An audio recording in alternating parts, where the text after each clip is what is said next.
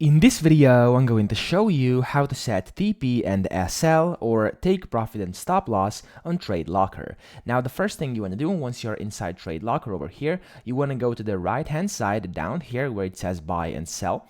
And if you want to actually enable stop loss and take profit, over here you have two buttons. The first one says SL, and then the second one says TP.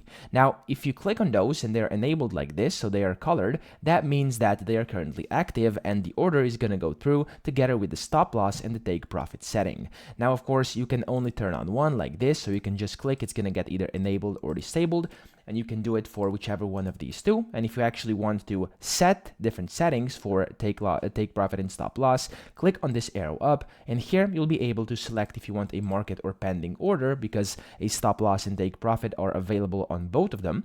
And then over here you have to basically enable this, and you can set the price, the ticks, P&L, and then the balance in percentages as well. After you do that, basically just select if you want to buy lots or USD, and after that you can just go ahead and buy, and via that you can buy according to your own settings using stop loss and take profit. So that's pretty much it. I hope this video helped you out. If it did, please subscribe to the channel and help me out as well.